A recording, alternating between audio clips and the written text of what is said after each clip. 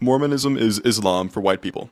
Firstly, Islam is not a racial religion. We have Muslims from every ethnicity in the world. Secondly, in order to differentiate between a false prophet and a true prophet, we have to make a criteria.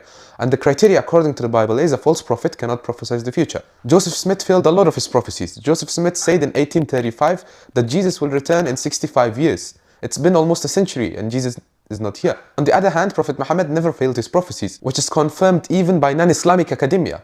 I will leave some materials in the description section below where you can study the prophecies of Prophet Muhammad.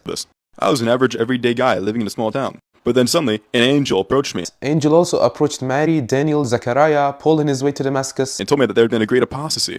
Yes, and there had been a great apostasy, and that's called Trinity, which was established as a mainstream belief 325 years after Jesus. Majority of the Christians did not believe in Trinity before these councils. It turns out, the original teachings of Christ and his apostles were completely lost. We don't have the original manuscripts of the New Testament. They all disappeared within a century, I'm pretty convinced. This book here, this book is not eternal. Was it complete? We'll never know because we don't have the originals. We would not assume to have the originals. We don't expect to have the original Matthew, Mark, Luke, or John. Jesus never wrote anything down. Only stories written decades later by people who never met him, based on oral traditions that change over time and are shaped by the biases of storytellers. Then, centuries after that, councils of men decided which books would be even in your Bible, and which books they would call heresy. Gospels don't claim to be written by eyewitnesses. They are all anonymous. The titles in your Gospels, the Gospel according to Matthew and so forth, were added by later editors. They were not put there by the original authors. So I have this whole new set of scriptures, and they're like the Bible, but they're better. Yes, Quran is better than the Bible. Islam's secondary source hadith is more preserved than the Bible. Mentioning Quran and the Bible in the same sentences is a disgrace for the Quran. Me and all my followers have to move to this new town. Fleeing a massacre is not special to Prophet Muhammad ﷺ.